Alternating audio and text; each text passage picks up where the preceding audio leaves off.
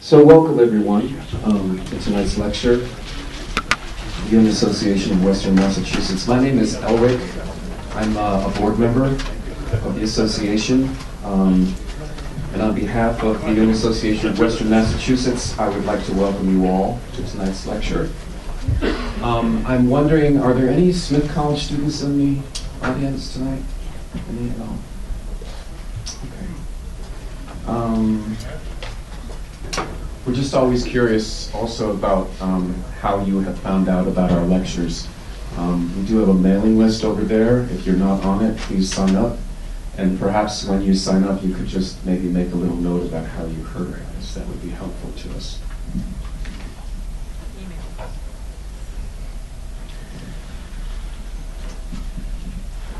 So thank you all for coming out tonight. I also want to thank you for any donation.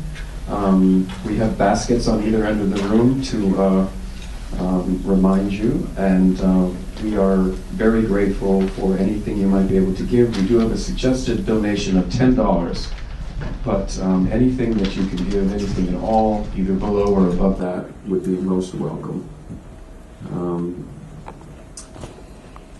Your contributions help us to continue our programs, particularly our monthly lectures here at Smith.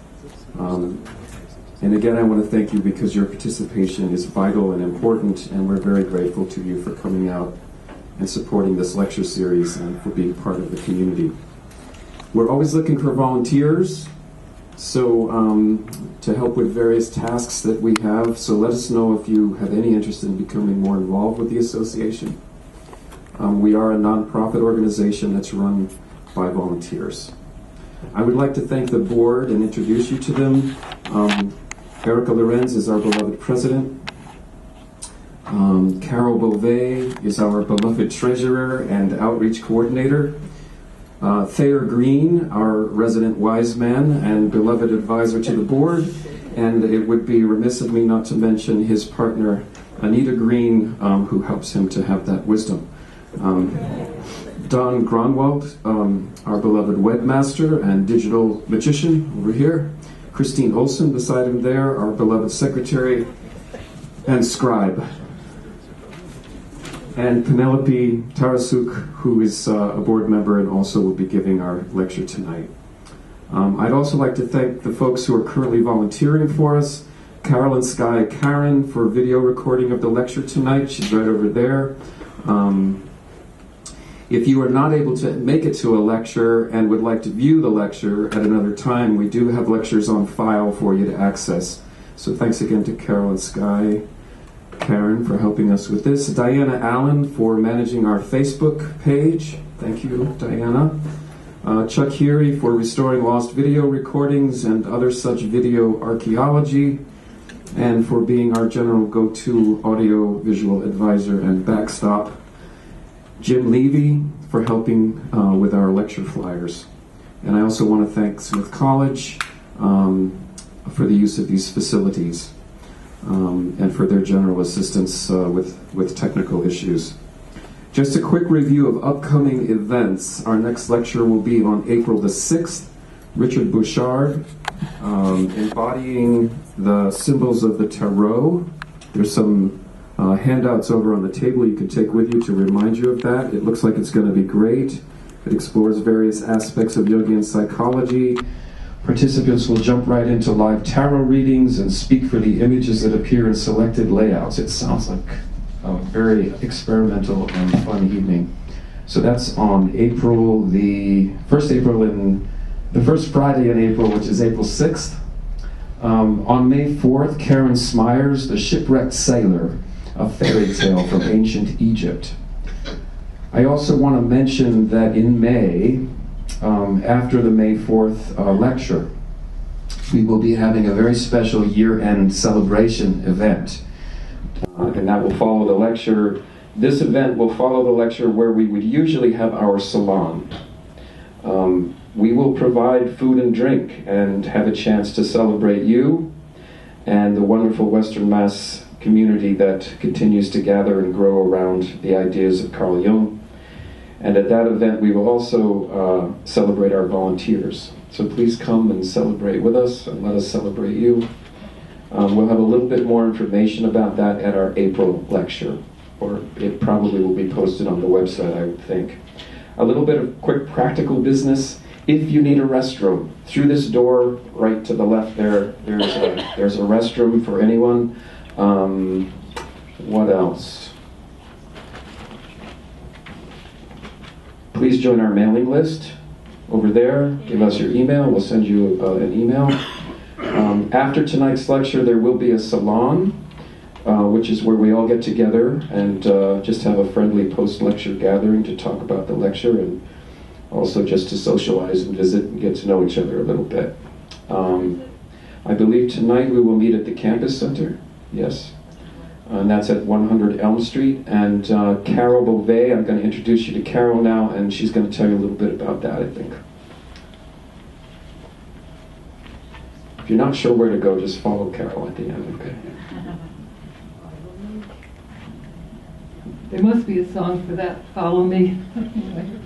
The salon is really a place for us to develop community, to get to know each other personally, and to have the discussions that there wouldn't be an opportunity to have here.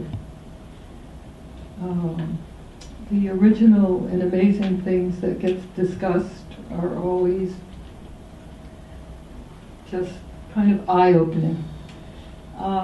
I just want to mention to go to the campus center, we can either walk right through the campus to Elm Street, and then you want to walk up Elm Street past Green Hall.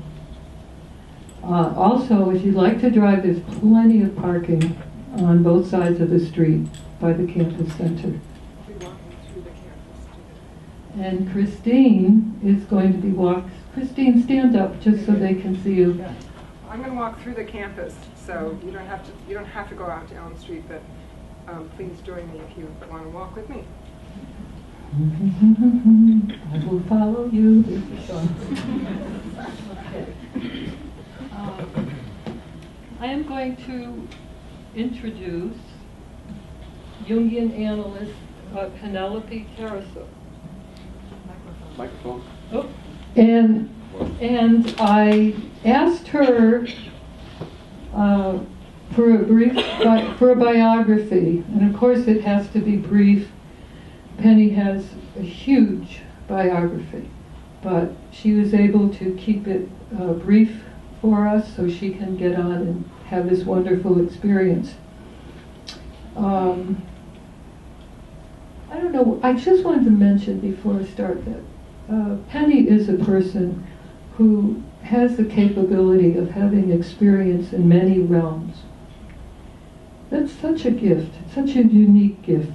So when she talks to me at times of swimming with dolphins, or her experience in nature, or all the various study with the Institute, I guess Stanislav Grof breath work, which takes us into alternate realms.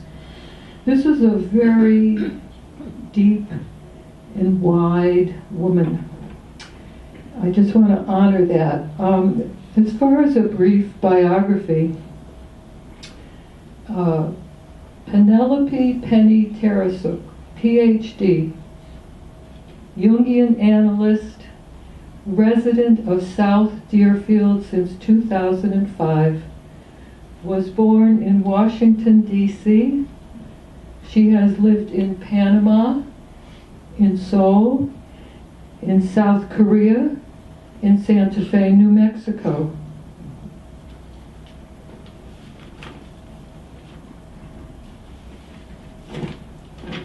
I can't help but thinking, since the land for many of us dreams, she would carry within her the dreams of all these places, if you are such a person who thinks about those things. She and her husband has raised their 2 sons in Medford, Mass. From 1975 to 1994. Both are young men now, a physician and a computer scientist.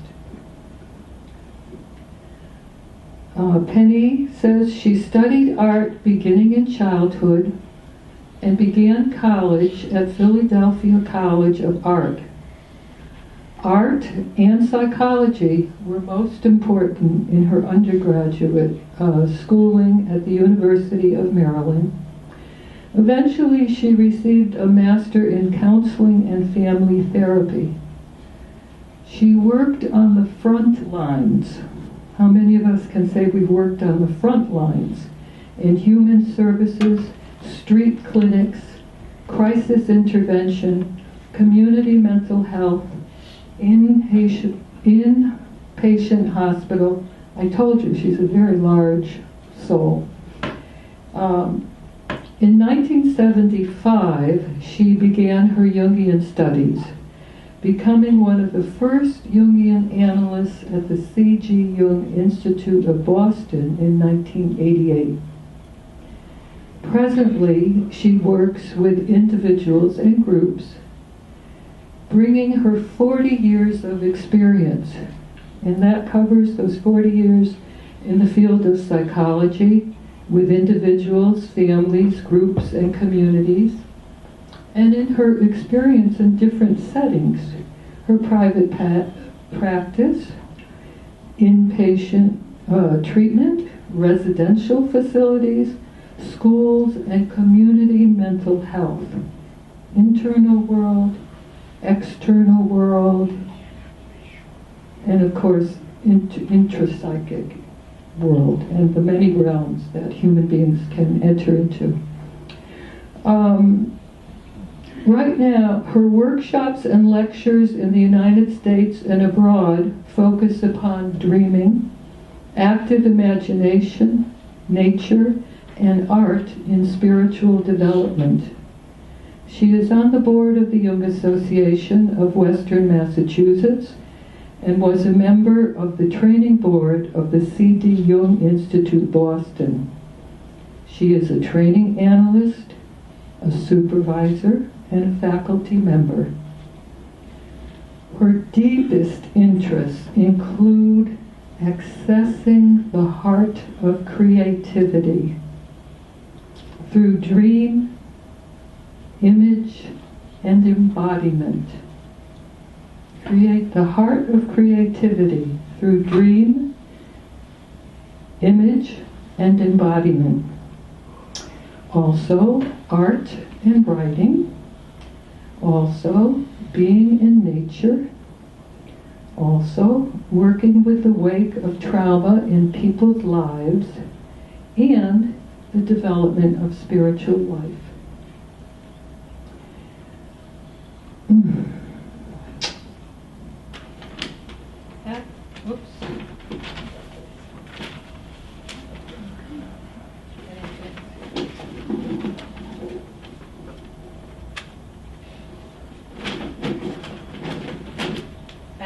At this moment, Penny has just published the book, Polishing the Bones.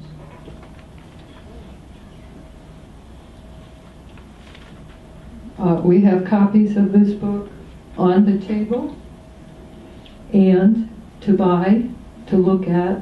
We also have a lending library managed by Christine Olson, in which any of you who find it isn't within your means at this moment to purchase a book, please feel free to borrow the book and just sign in for it. I believe you can have it for 1 month, is that correct? Yes, for 1 month. So Penny has just published her book after years of work, Polishing the Bones. It is written from a true story. Of course, the names and various things have been changed, but it began with a true story of Laura and her inner journey through a Jungian analysis, a terminal illness, and her death.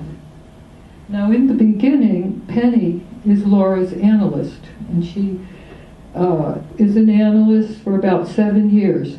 After concluding her analysis, Laura is diagnosed with a terminal illness. Now, Laura asked Penny to come and live with her family and help her through the last 3 months of her dying.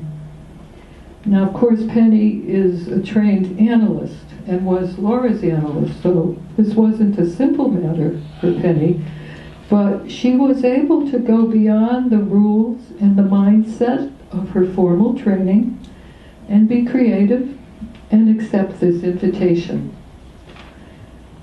I would say the rest of the book, the intimacy and the depth of the relationship between Penny and Laura, as well as guiding dreams, form a container for the spiritual journey. A relationship, a very deep relationship, how unusual, form a container with the use of the dream work. In a normal setting, the family home includes all levels of interaction, carrying the garbage, everything. So then, I'm going to end right now. So then, Penny and Laura, so anyway, the journey includes numinous experience and sacred visions and transformations for both of them. So it's a great privilege to introduce Penny Tarasuk.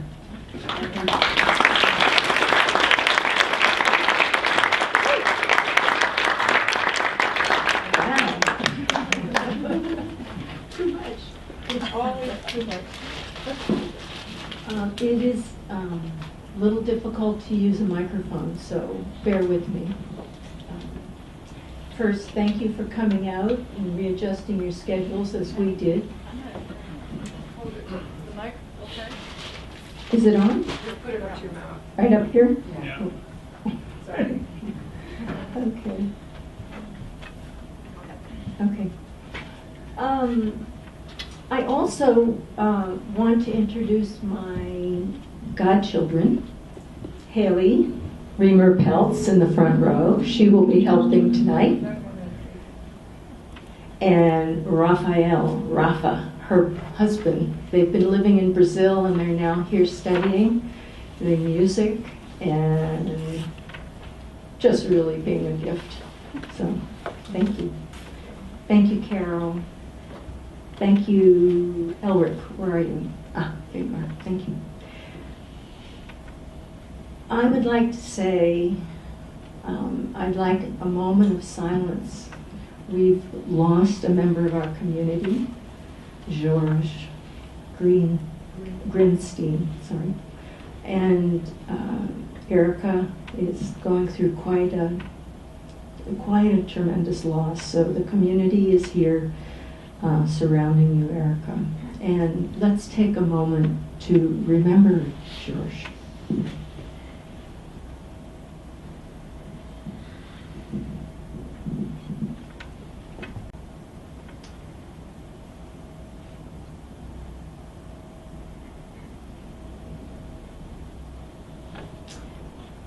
Thank you.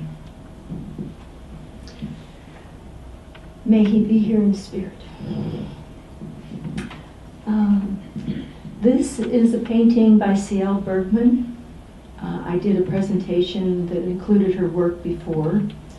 This particular painting is 6 by 8 feet, and I thought it was a perfect painting for our topic, with the mysterious rose, which could also be the womb and the vagina, and the monolithic dark stone, and behind that darkness is the brilliant light. So C.L. also passed on to another world a little over a year ago.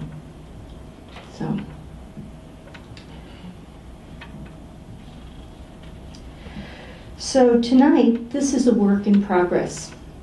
And I would say it started when I was probably about 5. And I'll tell you about that later. But I think I was deeply moved by everything that's been going on around women's consciousness and women's action and women's bodies and women's vaginas. And part of why I'm doing this, and I feel very moved with it, is an offering honoring women and mothers and wombs everywhere in this world. They are sacred, and this is about redemption of the sacred away from the profane.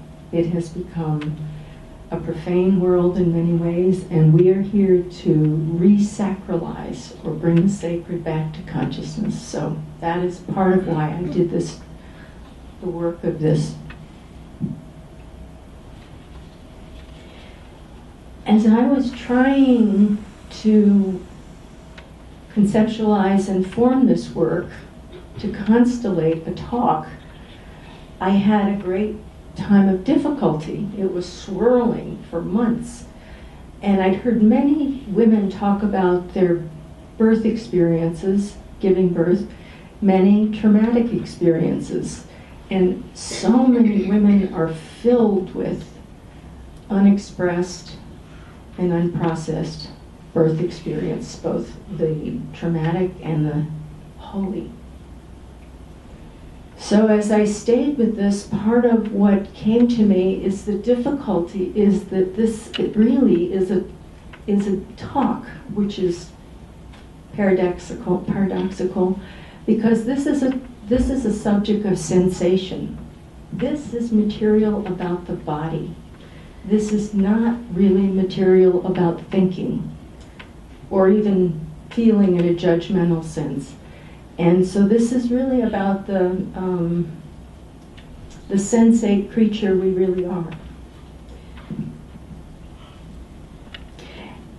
Many Jungians approach a lot of this through the thinking and feeling function and intuition, but I feel that the sensation function is often left in shadow. And not only dreams, but the inferior function, which for so many of us, especially in the academic world or the theoretical world, sensation function is in shadow. So the shadow is the inferior function, and that is a royal road to integration and to consciousness.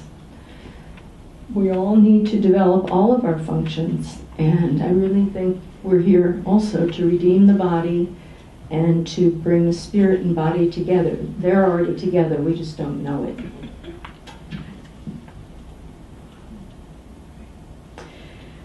Embodied human life.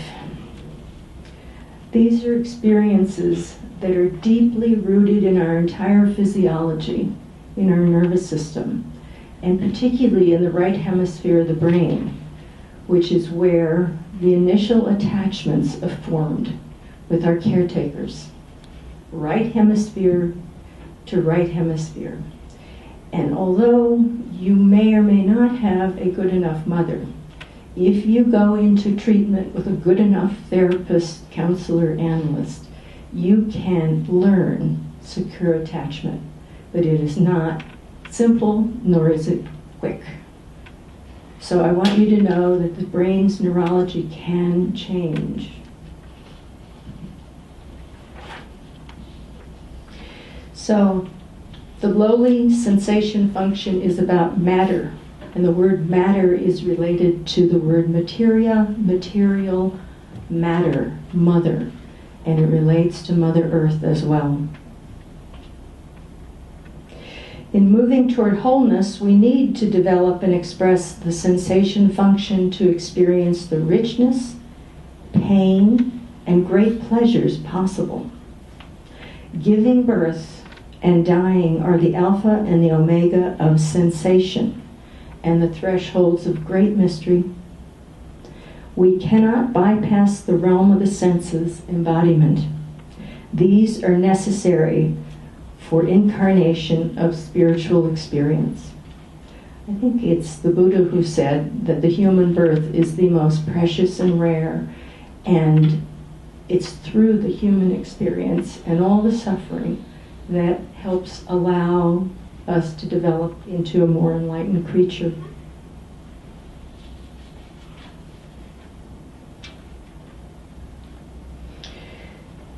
The loss of the sacred is also related to the severing of the thread, the cord, to our ancestors. They were in awe and honored birthing and dying.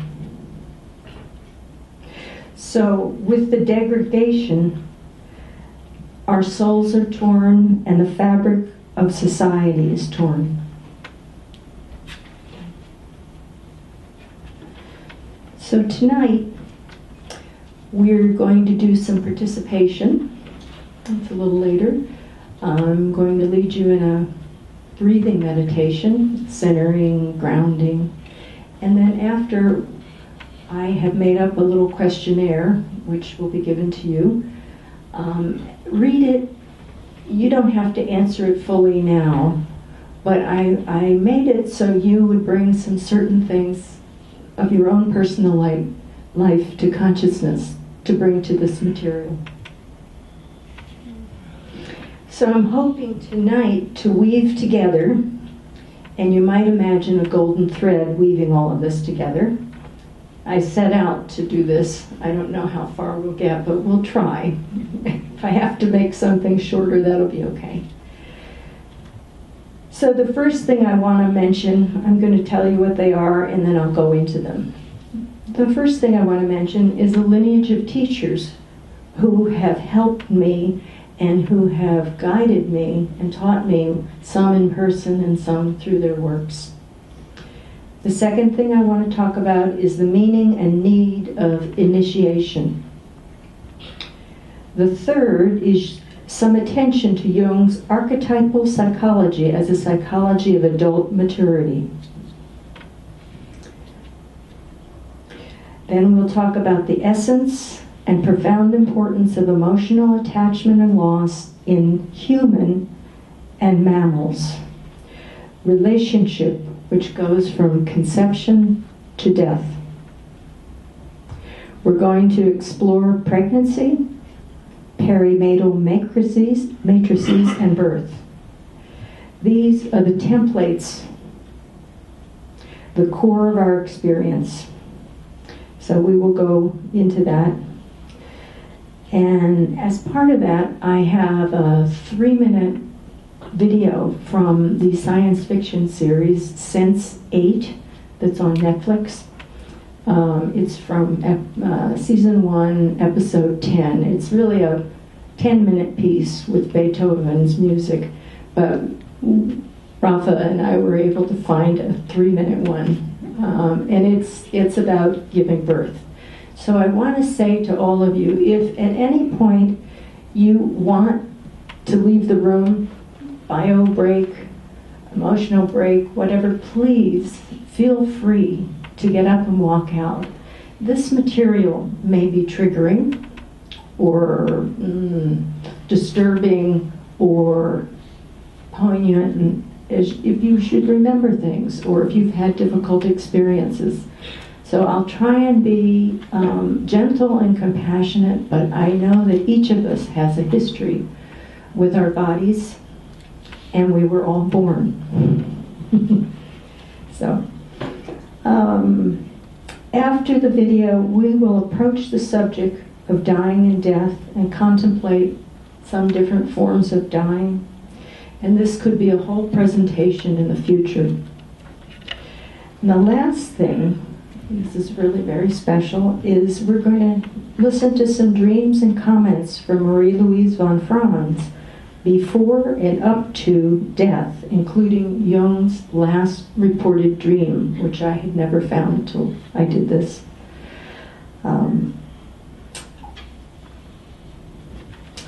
Okay. No, not yet. So, in terms of a lineage of teachers, I'm going to say I really appreciate their research and writing and publishing, and I now have a taste of this, and it is really hard work. These people, many have been pioneers, leaders, and guides for us all. I first want to mention the non-academic world of nature and the animals, and they have been my most profound teachers in terms of birthing and dying cannibalism, and other very difficult things. So this is kind of in alphabetical order, sort of.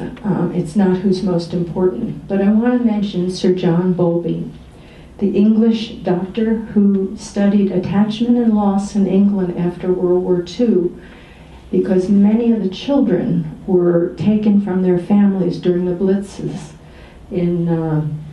particularly in the big cities. And he did studies of the effect of those separations on the children, and it was seminal work. It's cited by the World Health Organization, and it's still really, really a backbone of attachment work.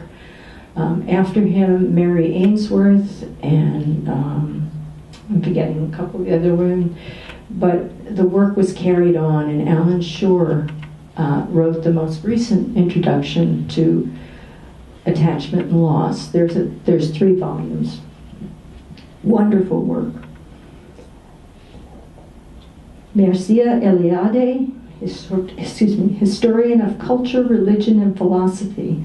He wrote Rites and Symbols of Initiation, Mysteries of Birth and Rebirth, and The Eternal Return. Edward Edinger and Marie-Louise von Franz, who have made Jung's work more accessible and approachable for many people. I highly recommend them. And one I love to come back to over and over is The Anatomy of the Psyche, Alchemical Symbolism in Psychotherapy. They have written many, many works. Then Ina May Gaskin, Spiritual Midwifery and Birth Matters, a Midwife's Manifesto. She was, I knew she was a hippie on the farm in Tennessee, but what I didn't know is how extremely well educated, and she had a number of advanced degrees. She's really an amazing, amazing leader. I also read a little book in 1973 called Childbirth as Ecstasy. I was sitting on the floor in a bookstore. I couldn't believe the pictures. And I thought, I also want to thank midwives who helped me, and my humble obstetrician who trusted me and my friends and my husband, and basically sat in a chair rocking while we kind of handled a lot of it. Stanislav Grof, Dr. Stanislav Grof, who I first met in 1973 when he was doing research at Johns Hopkins with LSD, with dying patients and alcoholics. Stan Grof was initially trained in Czechoslovakia. He was a traditional psychoanalyst. He had 7 years of 5-day-a-week analysis. So he came from a very traditional analytic background, and he has gone on to be one of the most creative international transpersonal psychologists that, you know, in our time. He is really quite an astonishing human. And after the work with psychedelics, and Hoffman, who discovered LSD, was his teacher, and they stayed friends all the way up to Hoffman's death. I think he was close to 100, and used a little tiny bit microdosing in all those last years. And of course, Carl Jung, the entire collected works and many books, Symbols of Transformation and Alchemical Studies. So I'm really giving you a guideline if you want to go on with this. Dr. Kubler-Ross, whom I met in 1974. She and I corresponded, and I asked her who I could study with in Boston, and she sent me to her University of Chicago assistant for all her original work, Mwalimu Imara, a black reverend in, I think, Arlington Street Church. And I studied with a small group with him, and I was about 27, and it was the first time I truly contemplated death and dying. It was the first time I actually thought about that I might age. Dame Cicely Saunders, Care of the Dying, an Englishwoman who really is responsible for the revival and the renewal of the hospice movement. And my Tibetan teachers and the Tibetan Book of the Dead.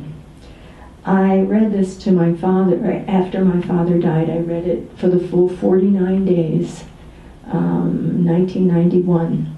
And at the completion of that reading, I had a very special visitation. Talk about that. And Sogyo Rinpoche, the Tibetan Book of Living and Dying, which is a wonderfully approachable book. So those are really people I would encourage you to glimpse at their work or study. So now I would like to have an experiential part so that we can embody a little bit more. I need your body here. And I remind you, we're here freely and respectfully, and we're together as a relatively small group of friendly humans in a warm, secure, safe space. So you are welcome to close your eyes or just defocus, but this is going to be about less than 5 minutes of relaxation and concentration. So I'm going to encourage you to stretch your muscles, any muscles that feel tight.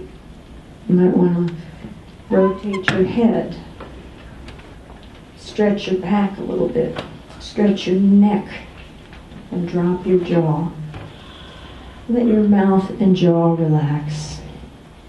Stick out your tongue and make sounds. Oh, that's great.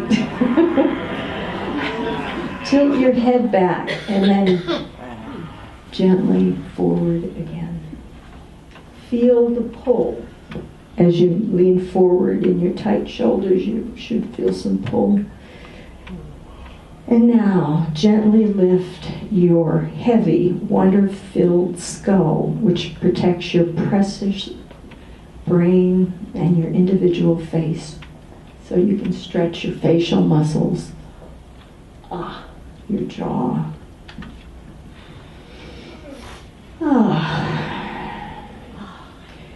Continue to breathe deeply as you squeeze your shoulders up to your ears, tense, and gently drop the tension. Breathe and feel the seat beneath your bottom. Feel your feet in your shoes on the floor. This building is held up by the earth. Now expand your chest and feel your belly soften and expand. Clench your fists and tighten your forearms, your hands. Hold and exhale.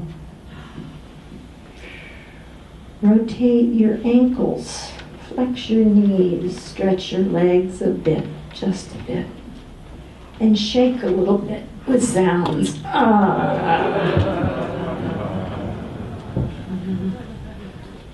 Now, focusing inward, focus on your breath. Inhale gently and deeply. Exhale gently and deeply.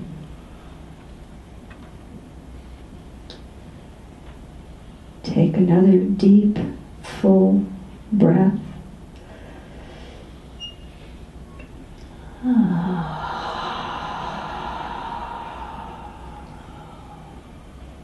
Again.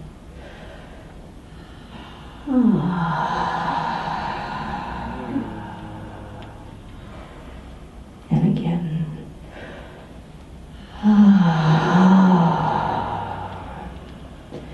Now just let go of any effort and any need to get it right. Be still and relax. As we arrive in this life, we take a great in-breath. And when we depart from this life, we do so with our last out-breath.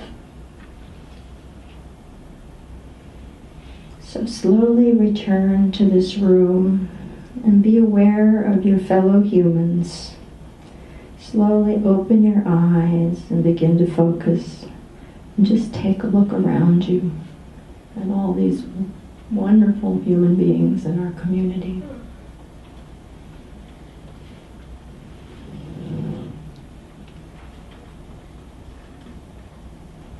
Remember, you are here freely, you are safe, and you belong. We are so privileged. So, Rafa and Haley will be handing out a questionnaire.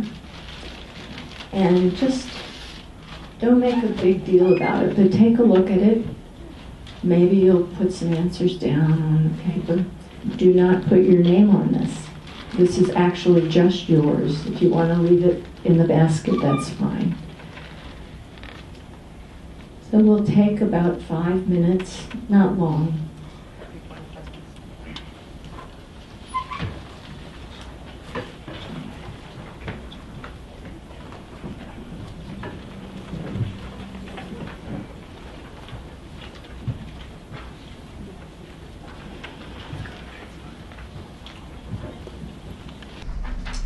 Carol generously talked about the book I wrote, and I'm not going to really talk about it, but it was an initiation into the presence of human death for me, and I had the very good fortune that this was done. This was slow. This was at a pace where we could actually feel and reflect and complete. And that's such a grace. We do not get to choose how or when we're going to die. We can only hope and we can make a plan, but it doesn't always happen that way. But I will read a quote from Dr. Kubler-Ross that I think is very important. Those who have the strength and love to sit with a dying person in the silence that goes beyond words will know that this moment is neither frightening nor painful, but peaceful cessation of the functioning of the body.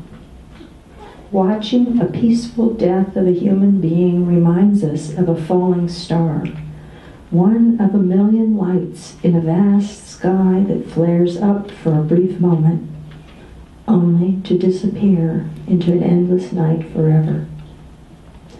To be a therapist to a dying patient makes us aware of the uniqueness of each individual in this vast sea of humanity. It makes us aware of our finiteness, our limited lifespan. Few of us live beyond our 70 years. That's 70 from the biblical Psalm 90. And yet, in that brief time, most of us create and live a unique biography and weave ourselves into the fabric of humanity.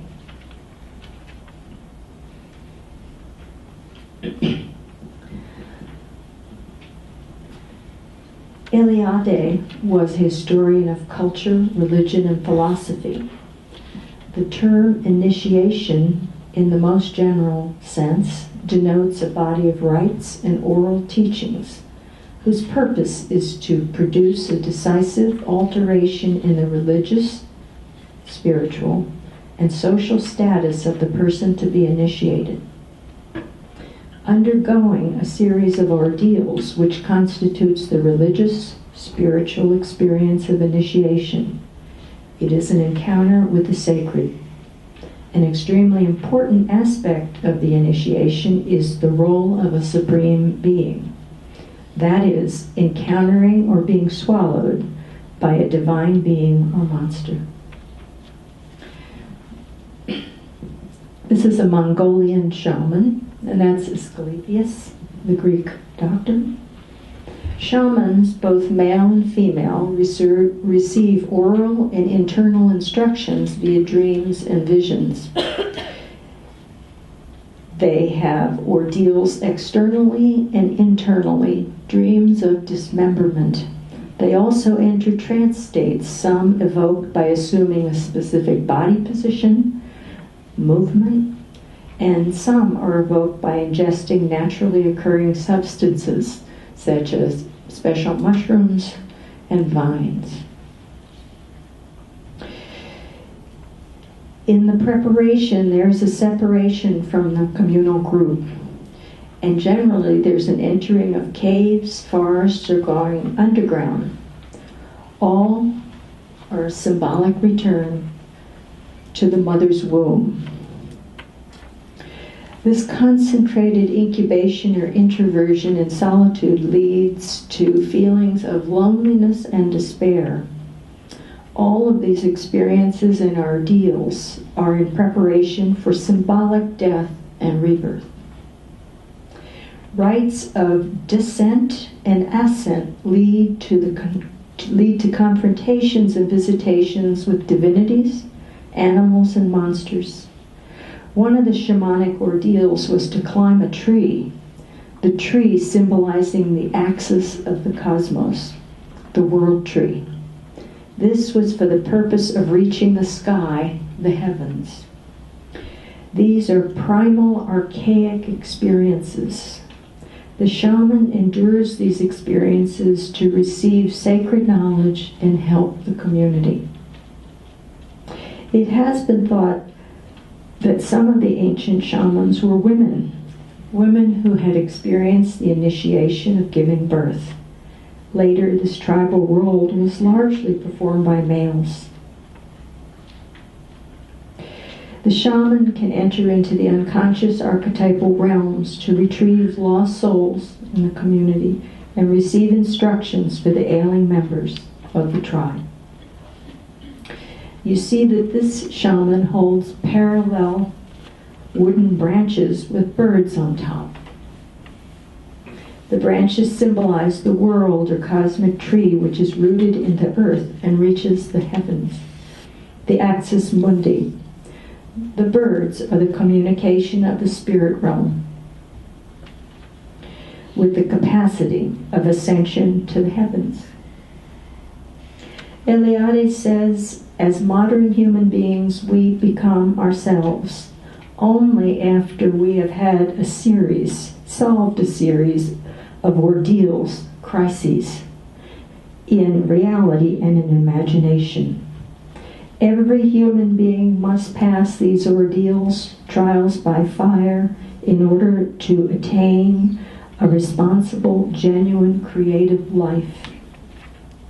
If we look closely, we see that life is made of a series of ordeals, deaths, and resurrections. The process of psychoanalysis is a modern form of rite and initiation. The nostalgia for the initiatory renewal appears to represent the modern formation of man's eternal longing to find a positive meaning in death, to accept death as a transition to a higher mode of being. Only in initiation is death given a positive value. Death prepares the new, purely spiritual birth, access to a mode of being not subject to the destroying action of time. And I'd like to note that many dreams of the dying, children and adults, are about journeying. It's a very common motif. And also themes of reconciling or returning to the Great Mother, becoming part of nature and the cosmos. Contact with trees, ascending to the sky, and for us, a modern motif is the silver bird or the airplane. The ancestors live deep within our collective unconscious. Jung referred to the million-year-old man present within each of us. He is an our ancestral being, and he is here with us now. It's a matter of whether or not we can be in touch. That's Asclepius, who needs an ancient Greek deity. His name means to cut open. He is the ancient Greek archetypal physician. He was the son of the god Apollo with a mortal mother. She is killed by Artemis to avenge her brother's pride. Hermes intervenes, cuts the baby from the womb of the mother, and snatches the baby from the funeral pyre.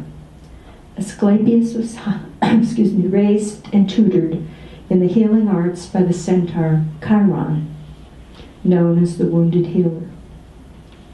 Early in Asclepius' medical practice, he actually brought a dead man back to life. The gods and goddesses saw this as an act of hubris, and Asclepius was punished, wounded. Bestowing life is the province of the divine, of gods and goddesses, not of humans.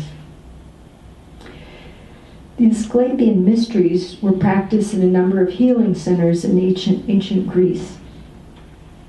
The setting had spring water, havens of trees, and usually the seclusion of a valley.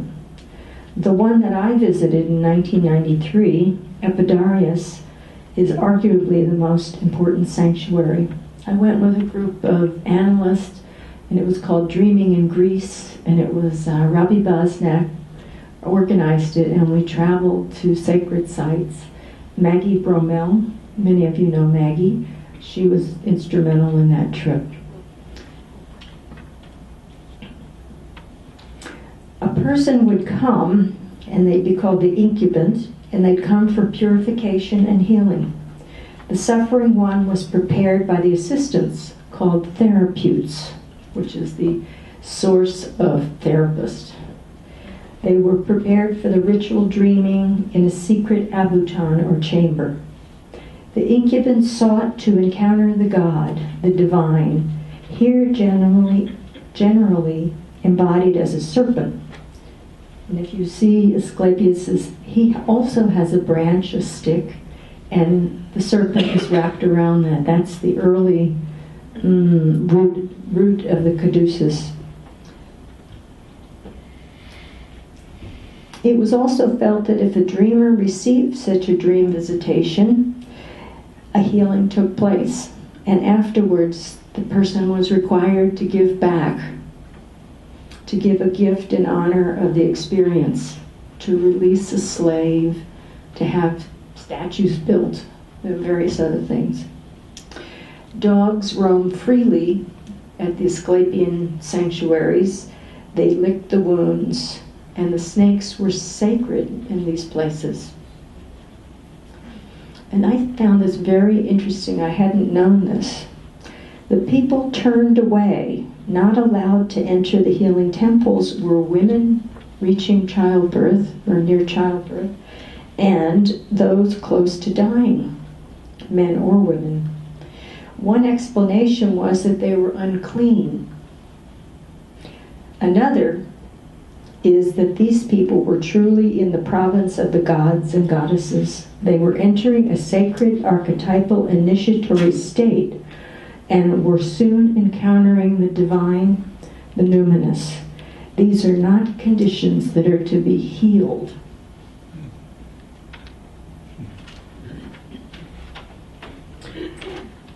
And this is a statue, a carving. It was on a book, I couldn't find the book to find the artist's name, but this is from a book of anthropological studies of indigenous practices. But I think that this is such a beautiful picture. And I want you to pay attention to the hands in these pictures that you'll see. The hands and the touching and the embracing. It's very critical in attachment.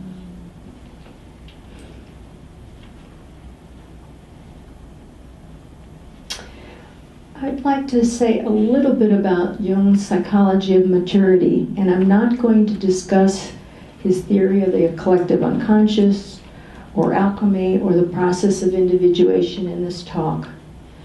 But I will illustrate an overview of our lives from a larger perspective.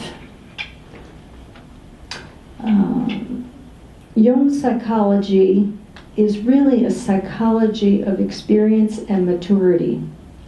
It was conceived really for and appropriate for middle age and beyond. Jung's psychology is not meant to be a developmental psychology per se. Maturity, a relative term, rests upon earlier stages of physical, mental, emotional, psychological, and spiritual development. And I'd like to say that some people think they can have a spiritual bypass. That is, they have little interest in doing the work, the personal work with the unconscious, which includes facing complexes and the personal shadow. They think they can plunge into the unconscious, into the archetypal unconscious. And as I was thinking about that, I imagine riding out on a little speed boat, a Zodiac, out about 5 miles out into the Pacific Ocean, and then just simply diving in. Not something I would do. Imagine what you might find down there. Your ego and body might die, and if you return, I wish you to find deep grounding in work with a good, helpful person to slowly metabolize what was found. The deep work of psychological maturity is lifelong work, or I would say adventure. Jung's emphasis is on exploring dream symbols, deciphering and amplifying meaning, and by feeling and contemplating the archetypal, mythological, and alchemical realms.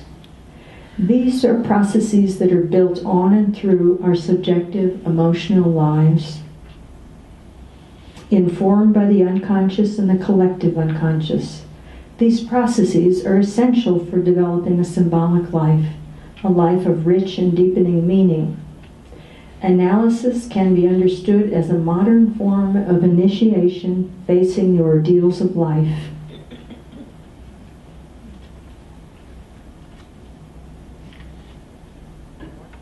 That's it. Yeah. This is a mandala I made. I'm not going to need the laser pointer. After all, it looks pretty good. This is sort of a symbol of the self, which contains all beyond the boundaries and inside of the boundaries. Here's birth, and in linear or chronological time, there's death. And this is the deep, mysterious unconscious, and that's the superconscious or the profound spiritual realm. This is symbolic. This is not truth here. So I wanted to talk about chronological time and the time of Kairos, or the present moment. All of us have a personal biographical life that goes all through there. Take a look at where you are on that continuum. I'm sure you look at this all the time.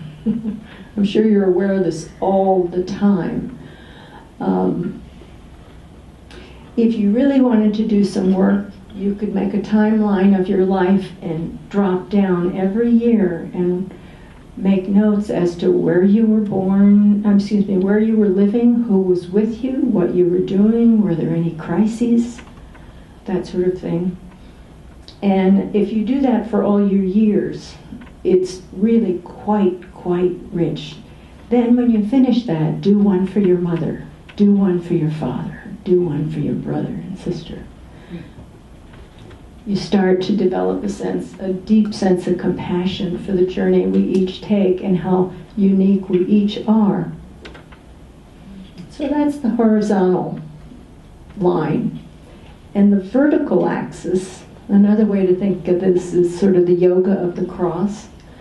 This is the nonlinear experience, descent and ascent.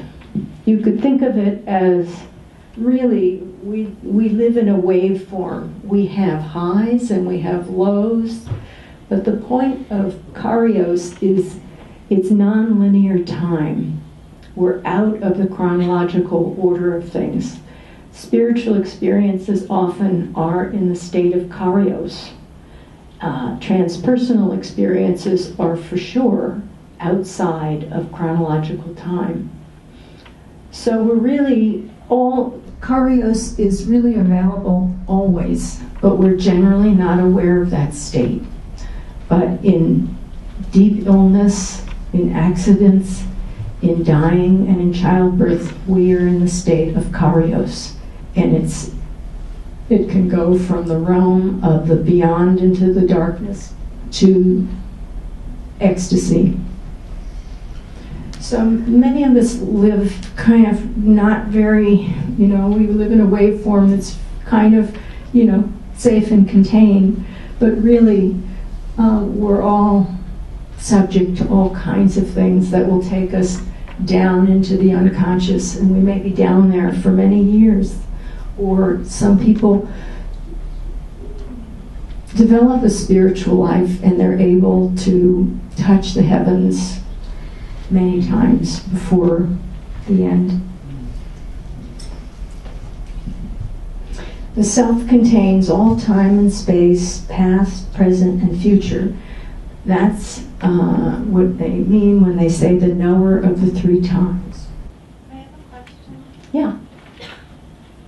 Are you associating the unconscious to something negative No, in this no. picture? It's not negative or positive. It's a definite different experience, though. Sometimes, really, we have to be mildly depressed to be in touch with the unconscious.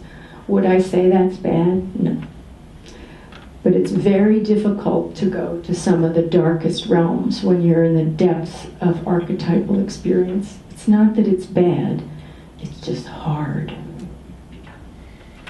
So the bottom half is difficulty, and the top half is more lightness and...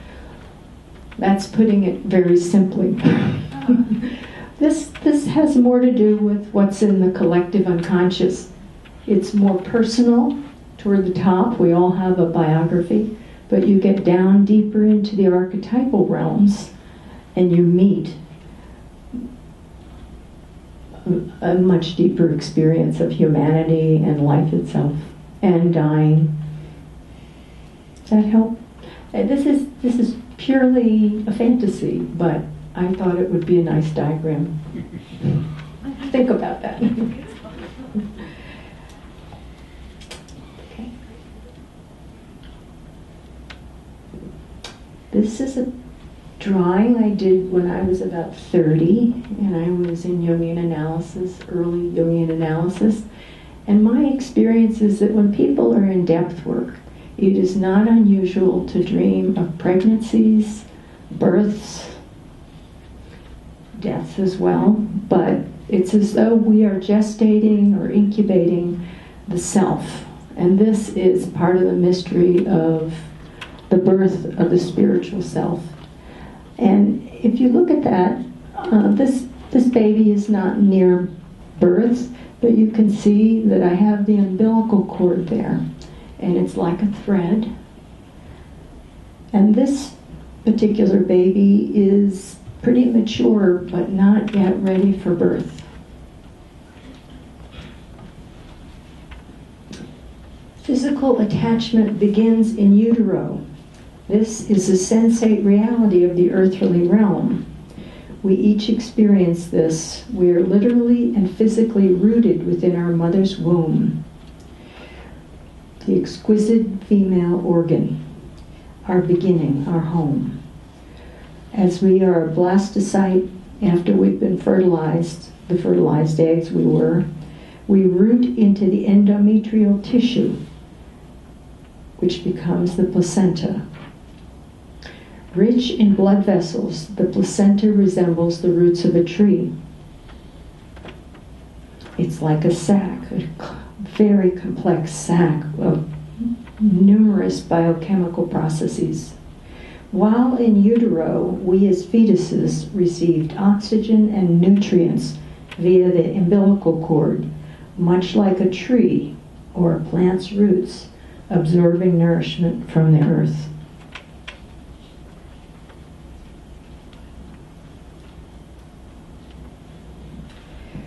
One of the things Stan Grof did, and I'm not going to talk a lot about his history, except that after the LSD research, Nixon ended everything in 1974, right as I was ready to start my training with Stan Grof, which was fine. He went to Essel and a scholar in residence, and it was there that he began to, instead of using any kind of external drugs or anything, but to use the breath and music and drawings. So that was the beginning of the breath work. Stan is a pioneer in transpersonal psychology, and he would say that Jung is really the father of transpersonal psychology. When he was at Esalen, he made friendships with Joseph Campbell and Fritz Perls and many, many luminaries. And there's now an international training for holotropic breathwork. It's around the world. It's held in China and in Russia, South America. I don't know about Africa. I don't think so. But all around the world, there's people doing this work. Part of what happens in that work is that people are allowed to find internal freedom and emotional expression in a safe community and setting. He's written well over 10 volumes and numerous papers. And one of the things I have found over the years is how deeply respected Jung's work is. I feel like it's one of the few places I've ever been where Jungian seems to be really respected, and that's really quite wonderful. Stan Grof brought his attention to the individual's conception, intrauterine experience, and pregnancy, and the ordeal of birth. Very unusual. Otto Rank was interested in birth trauma, but Stan Grof, I think this actually came out of an LSD experience, and these are his drawings. But these are the four matrices, the four matrix experiences that imprint physical and primal emotional memories, which can be expressed in the present time in nonverbal ways. Personal biographic memory can be activated as well.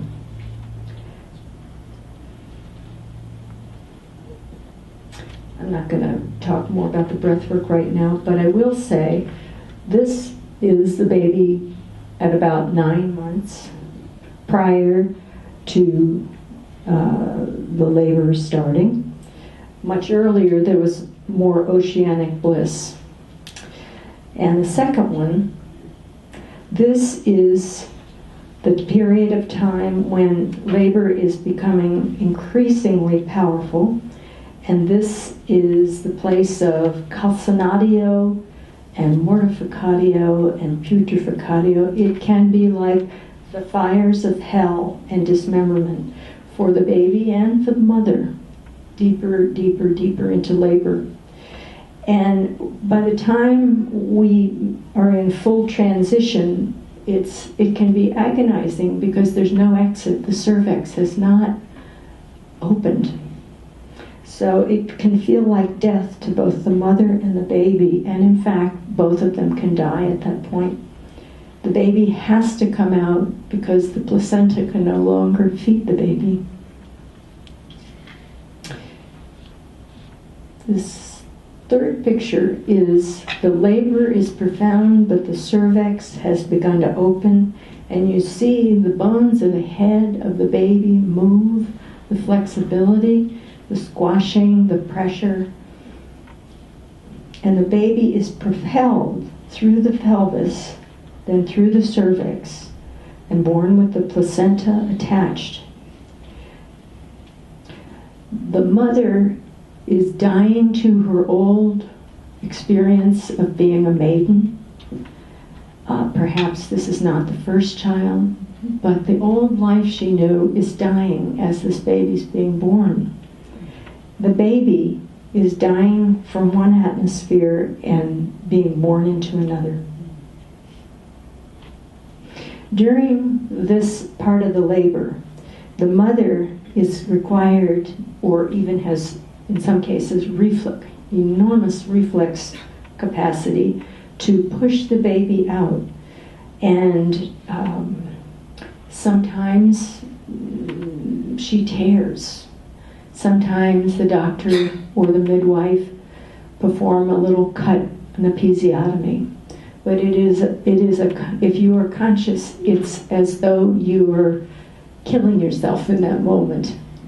And the last one is the baby has been born.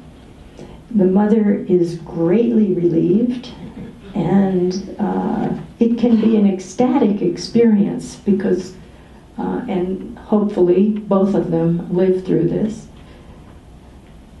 The placenta slowly is also birthed through contractions. The placenta has to come out or else the mother will hemorrhage. And at some point, usually, especially in Western culture, the cord is cut and the baby is separate. They are no longer one physically. I wanted to say when I was about 5, there was a lot of complexity going on in my life. And among other things, I love my Irish grandmother, and I would sit and watch her reading the newspaper, and she read the obituaries. And I think at 5, I started understanding something about, there's some meaningfulness in these stories. I still enjoy reading about people's lives. I love stories of people's lives. Anyway, I was 5, and my mother and I were visiting the National Gallery of Art. We were going down a magnificent, wide curved, pink marble stairway. And there, in a niche in the wall, I faced this statue. The image and symbol of this statue were etched in my mind forever. I fell into wonder and awe as I looked at this fierce, teeth-bearing, single woman bearing a miniature version, a baby. It felt raw and carried a truthful message to me. This is a woman in labor, a human birthing. 1 becomes 2. This is a Mayan goddess of childbirth, and I cannot pronounce her name. And I think this one was done around 1500. So now what I'm going to do is ask you once again to relax your eyes and to go inside. And I'm going to bring you through a labor experience. Now I'm only talking about relatively normal experience where the mother's healthy, the baby's full term, and the baby is healthy. There are many, many other things that could happen. There are many people who choose not to have children, or they have pregnancies and they lose them or surrender them in one way.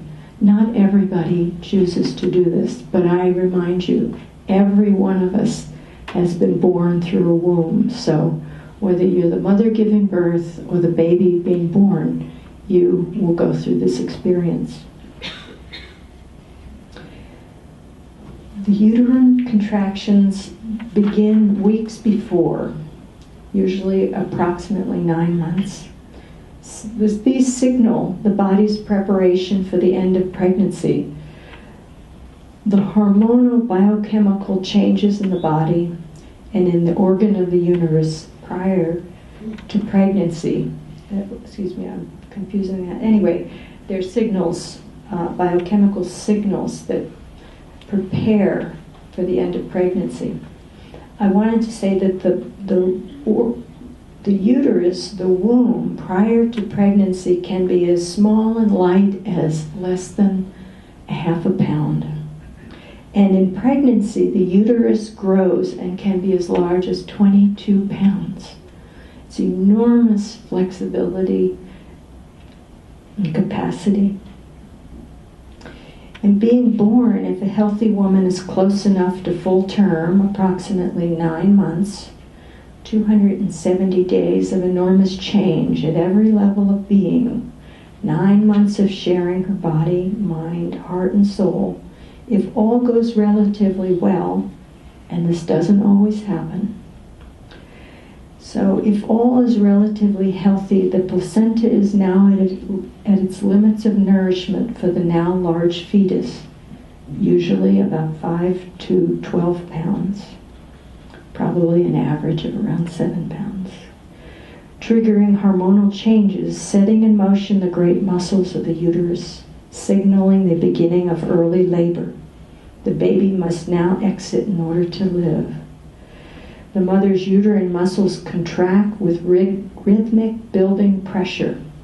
Generally her water breaks or leaks. This is amniotic fluid being released and lubricating tissue walls and briefly relieving pressure.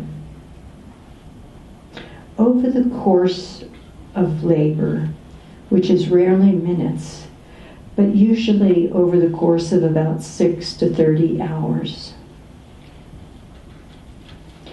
That is, somewhere between a half a day, a full day, a day and a half, maybe even 2 days, the mother feels is in the grip of increasing rhythmic muscular pressure, over 50 pounds per square inch. What feels like an impossible expansion of bones and tissues in her body. The mother's sense of time and space change. They become, if they aren't already there, but they become non-linear. By the time she reaches transition, where there's the utmost tension and pressure in her body, the discomfort can become agonizing and feel internal in this state, and that probably is so for the baby as well.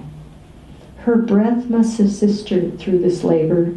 She has to pace her expansion of energy. She knows or gets help or is instructed by others present.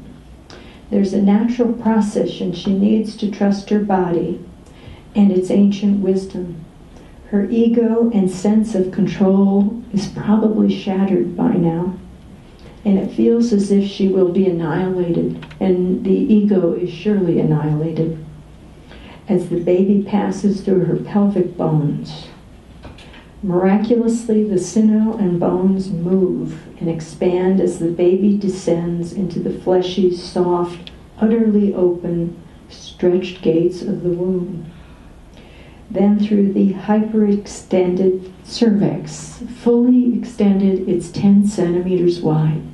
That's not very big.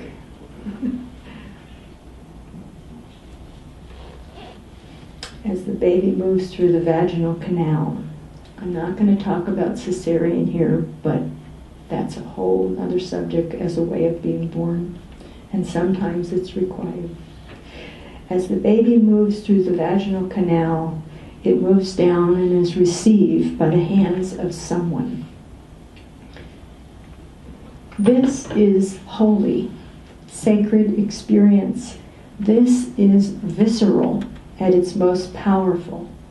Wetness, sweat, moisture, amniotic fluid, blood, sometimes urine and feces, unfamiliar viscosity and sticky substances flood with strong scents, odors, texture, even taste.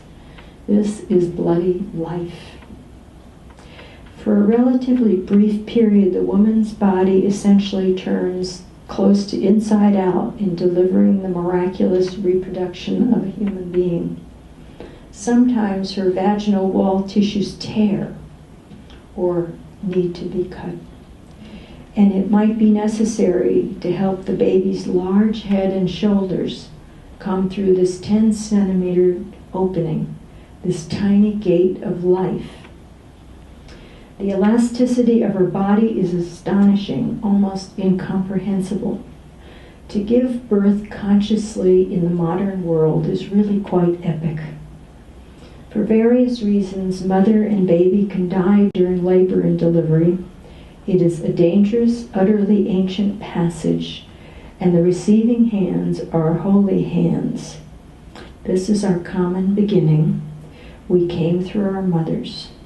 This is our most human, naked, raw, sensate self. Awesome, horrifically painful, ecstatically beatific, overwhelming physically and emotionally for the baby and the mother. We arrive in our first experience of gravity, the gravitas of earthly life.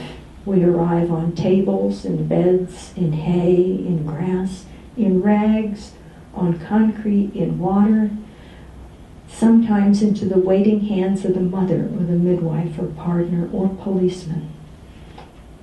Or we simply fall on some harder surface of earth, alone to an ill, too young, too scared girl who throws us away in horror.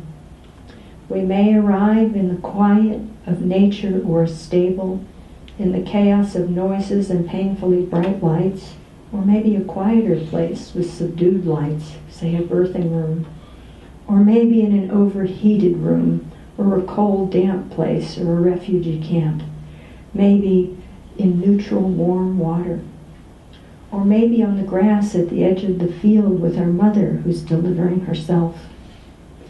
We all arrive into the shock of gravity with a searing sharpness in our delicate lungs. Here we are.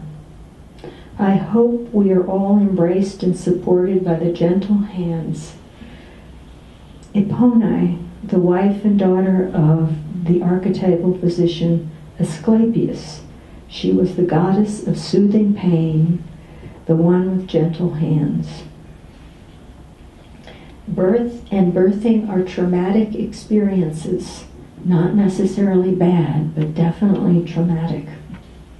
I would venture to say, if the process goes well and the mother and baby are healthy, if the woman is conscious or largely unmedicated, this is probably the most powerful positive experience in a woman's life. The great drama of life and death just took place in and through her beautiful and powerful body.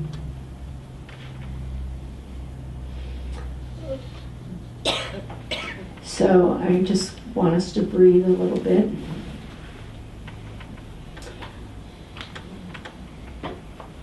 We have all been through this, some of us on either side, as baby, as mother, or both. Rafa, can you play this? Not quite yet, but almost.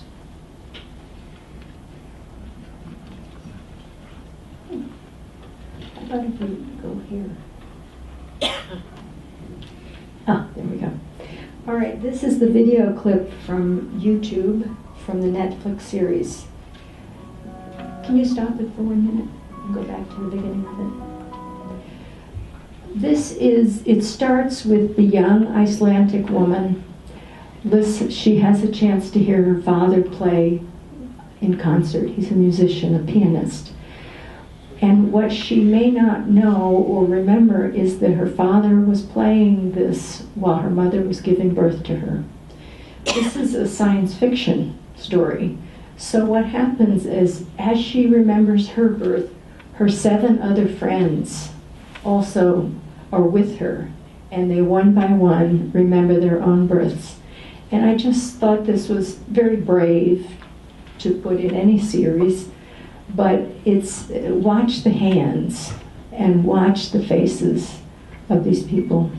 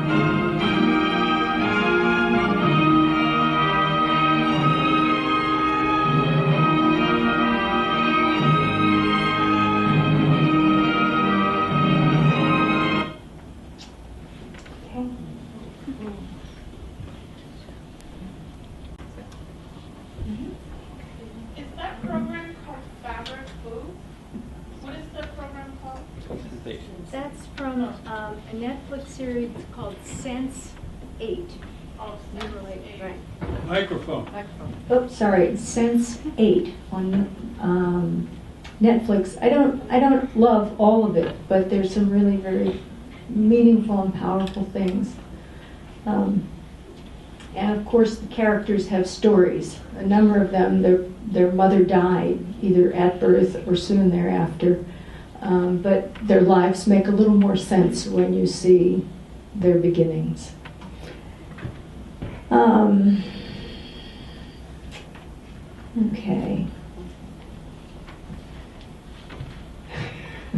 Okay. So, we all come through this world in a woman's body. We need to be claimed by someone who will protect us, nourish our body, hearts, minds, and souls. We need someone to belong to and among our kind, a tribe, a circle, a family of some sort. We will not survive alone. There are many dangers, not the least of which is some of our own kind. As infants, we're met by the hands of the doctor, the midwife, or even ourselves. In indigenous cultures, sometimes the woman was expected to and taught how to give birth on her own. And she and other women who've given birth were honored in their tribes, that their gift was as meaningful as any hunter. A laboring mother is in an initiation. The fetus is in an initiation, and both are undergoing life and death ordeals. The mother's bodily memories of her own biological birth may be triggered during her birth. The woman's former life is dying, and she will become someone different. In her life, in the social group, she will have different tasks and responsibilities. Even her community is undergoing transition. I was going to talk a little more about attachment, but I won't do that. But I will say that attachment begins before conception in the mother's imagination, through play as a child, through wishing and dreaming for a baby. The quality of attachment and or the failure of this attachment is the core of our personal mother complex, our historical, biographical mother complex. I'm not going to go into John Bowlby's work now, but depending on our earliest attachment experiences between pregnancy and probably the first few weeks, but it can often be seen within days, there is an attachment style that develops between the mother and infant, or the caretaker and the infant. And that style of attachment will affect all our interpersonal intimacies deeply throughout our life. And we often have to make those conscious and work with those and heal those attachments, and it will be helpful for our other intimacies. The basic behavioral and emotional patterns and mental models of our primary caregivers affects our entire lives.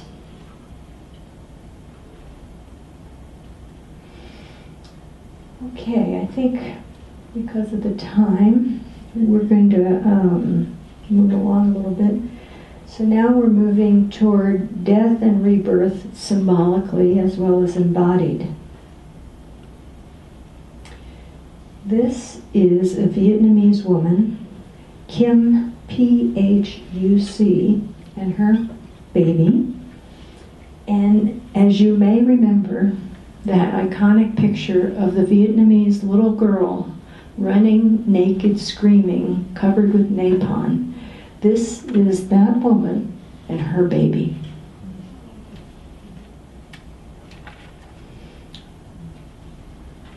I felt it was an image of death from, she certainly went through psychological death when she was through that burning. But she healed enough, and she was secure enough as a human being to want a baby and to give birth to a baby. My intuition is, even though she was horribly wounded and traumatized, that I have a feeling she was rather attached to her family, that there was probably a fairly healthy attachment, and she was able to heal to some degree psychologically to go ahead and want to have a baby. So I wish them well. Okay. Now we're contemplating death. And these are some photographs and a collage.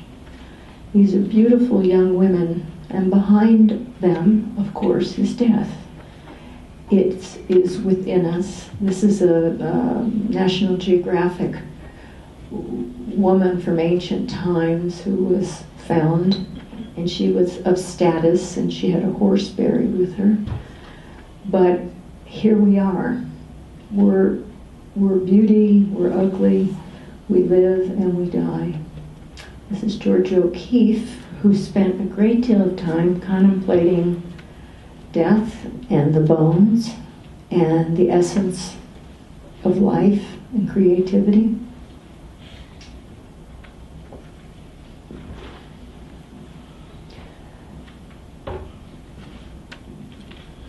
I'm not going to talk about grief and shock and dissociation, but these are very important topics, and maybe we'll be able to talk about this another time. If we are fortunate enough to die more slowly and not in a shocking way, and if we can reach a riper age, the departure for the dying one and those close and soon to be left behind can be metabolized more slowly, experienced emotionally, and some closure is sometimes possible. This next slide is called Invitia. This is by a Hispanic woman artist, Anita Rodriguez, and I put it in here because the Hispanic culture, from the day you're born, death is more accepted than we accept it. The skeleton and the Day of the Dead are very much a part of the culture. There's an honoring of the dead, and the skeleton, they start learning about bones from the very beginning. This particular painting was about a very dark kind of dying. You can see these are people robbing the dying one. Looks like somebody's talking with probably the devil over on the right, but you can see the abandonment of the person dying. Now this particular artist, when I was in Delphi giving a paper on dolphins and inspiration, I thought, I'm in Delphi, I'm really going to have a dream. And I did. I had a dream, and I won't go into the whole thing, but the essence was of being in an underground chamber. And there was a great old iron stove down there. And there was a skeleton dressed as a bride. And she had a torch, and she was beckoning me to follow her. And I thought, I got the dream. So when I moved to New Mexico the year after, a friend of mine said she'd like to refer a person to me. And they said, oh, she can't pay you, she can pay you in paintings. And go see her work. So the first thing I did is I went to the gallery and I saw her skeletons, and I thought, I think I'm supposed to see this woman. So we worked for about 7 years together, and I have noticed looking at her website that all the characters are now in flesh. And you can see here's the Virgin Mary, and her work is just astonishing. Yeah. And this is another kind of dying. This, I don't know who it was. These were pictures from the internet, public access. but I'm very grateful. I think that's very beautiful, very tender. And I don't know how many of you knew Maggie well, but in her dying, as the later stages of dying was proceeding, someone brought her little dog and put the dog on her chest, and she was able to let go. So I say this is a man and his dog. In the next picture, I will make another comment. This is what I would call the true meaning of a companion animal, not a pet, but a companion animal. Look at that beautiful intimacy.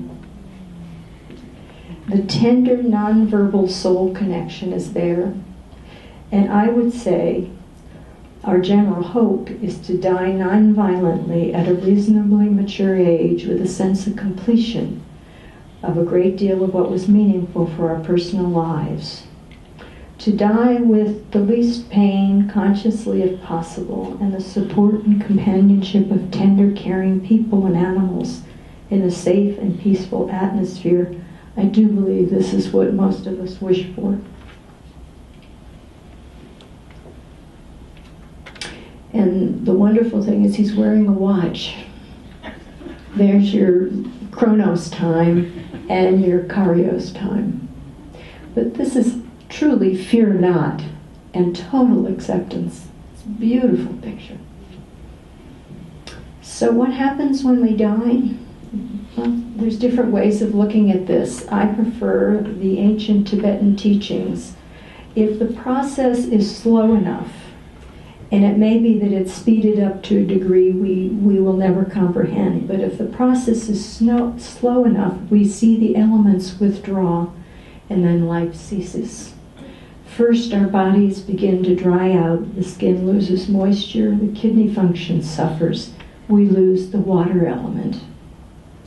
Then we began losing the earth element, weight loss, loss of muscle mass. Our internal and external cellular structures begin to dissolve. Vessels leak within and without. The earth element is going. The fire element, we literally cool off, cannot stay warm unless we have a fever, and we may literally burn up from the inside. The fire within that kindles connections in the brain and moves blood within the heart and lungs, and the vessels to process the vast array of biochemical processes that keep our complex organ systems functioning. The fire dims, that energy slows. Energy cannot be created through digestion to fuel, through nourishment. There is no spark, no fire of the beautifully organized pattern organ systems. We lose energy. We lose organization and organ function. Without fuel, the molecules within all parts of us slow. The air is the final element that ends. Our breath is the last expression of our life. We all die. We will all vacate this flesh and blood and bone, and each death is unique, although there's similarities.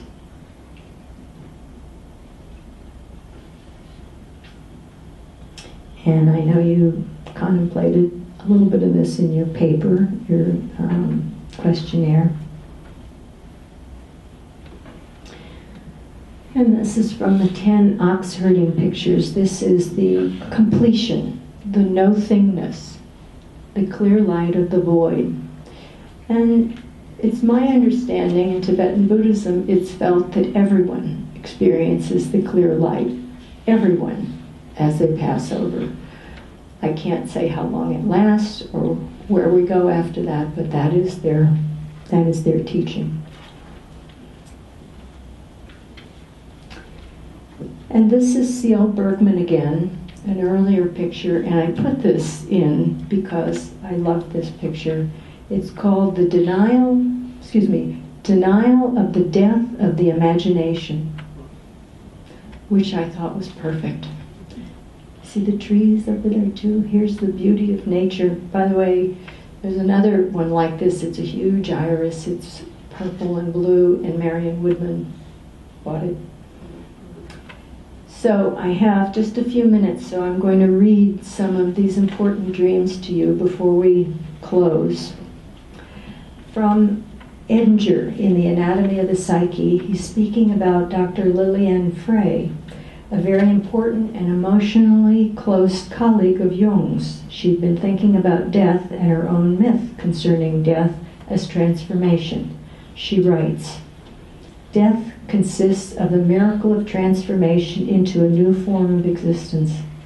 Death for me is the gate to a new birth and breaking through of the transcendent realm into our empirical existence. I am convinced that we experience a complete transformation of our being in the last moments of our life. Simultaneously with the death of the body of an ego personality, something new gets born, which is neither matter or spirit, but both together in an indeterminable way."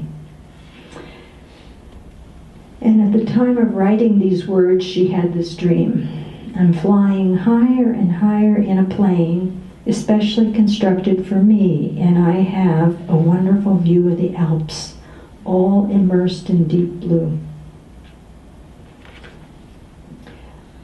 I wanted to share this dream of a dear friend in Cambridge when I was just starting my Jungian training. I was in a dream group with 5 women, and I was the baby of that group. And we met at each other's homes for 4 years, weekly, drinking tea and sitting by the fire, talking about dreams. There's one other surviving member who's currently 97, a poet. She's still writing poetry. At that time, I was the youngest, and I was in the earliest group of Jungian training. And we continued to meet with Jean in her upstairs bedroom. She was dying of recurrent breast cancer. This was 4 years into the group. I had just recently given birth to my first son. She was on oxygen, and we were meeting with her in the bedroom with her on oxygen, working on dreams. About 3 weeks later, Ram Dass, a Harvard University friend of hers, was upstairs with her when she was actively dying. Jean gave her last dream to her daughter to bring downstairs for us, the dream group. We were there meditating on the first floor, and I was nursing my newborn son. Jessie's soul had been arriving as she was leaving. The dream was, my body is being encircled with a golden thread. After being cocooned, it is set in a tree, in the crook of branches, spring green and earth. That was her final dream.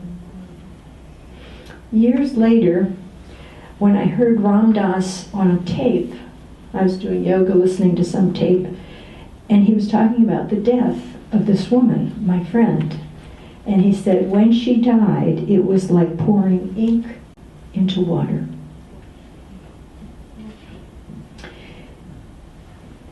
Marie-Louise von Franz wrote in 1984 in On Dreams and Death, "As it is generally known, we cannot manipulate dreams. They are, as it were, the voice of nature within us.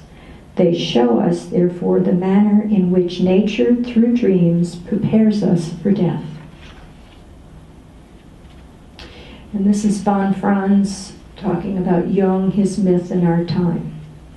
Jung often remarked that it seemed to him that his individual ego life emerged like a rhizome, the underground root system of a plant, especially observable in mushrooms.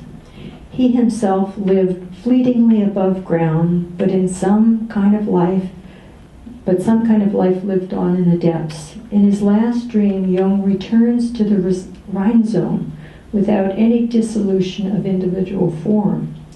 He's sheltered in the womb of the earth. The roots represent a spiritual process of development that lasts longer than a human life, compared with which the individual is no more than a passing blossom and fruit on a rhizome.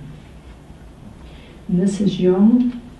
Life has always seemed to me like a plant that lives on its rhizome. The part that is appears above ground lasts only a single summer. Then it withers away, an ephemeral apparition.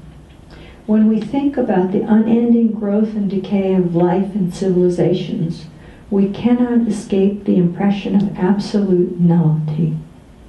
Yet I have never lost a sense of something that lives and endures beneath the eternal flux. And this is from that was from Memories, Dreams, and Reflections. And Jung, von Franz reports, Jung dreamed of a stone in different forms a few days before his actual death. And this was the last dream he was able to communicate to von Franz. He saw a great brown stone in a high place, a barren square, and on it were engraved the words, "And this shall be a sign unto you of wholeness and oneness." Then he saw many vessels to the right in an open square and a quadrangle of trees whose roots reached around the earth and enveloped him, and among the roots golden threads were glittering. So before we go to the last slide, I just want to thank you for your rapt attention. I knew I'd get your attention with this. And I had this note to myself to read to you, but I found it this afternoon in my pocket, and it says, "You know everything I'm going to tell you tonight. It's in your body. It's in your bones." So I'm closing this with a very gentle reminder of the eternal return. And this is within a half an hour of the birth of my son Gabriel, my younger one. And this is his dad, my former husband Lou, and this is his brother Jesse. Look at the hands. Jesse's a doctor now. Yeah. But I add this because this is the way the world changes. These are all men. These are my men. Look at the support and the curiosity and the kindness. I wish more men could have this experience. Jesse was not at the birth, but my friends brought him in, but Lou was at both births. And after I had birthed Gabriel, after 29 hours of hard labor, we had brought warm water in. I held him for a while. And then we brought the warm water basin in, which we had done for my first son. And they just unfold in that warm water. And when it was time to take Gabriel in for his drops and all that in the nursery, we were in a birthing room, Jesse was very concerned that they were taking the baby away. He had already become deeply attached. So I'm ending this with just the eternal return and the hope. And I do believe that our youth, there are many of our youth that are rising, and they're actually quite marvelous people in a very challenging world. So thank you very much. And this material stirs up a lot, so I invite you to the salon. And if you don't get to go there, please talk to friends or family. These are deeply moving things we've been talking about. Okay, thank you.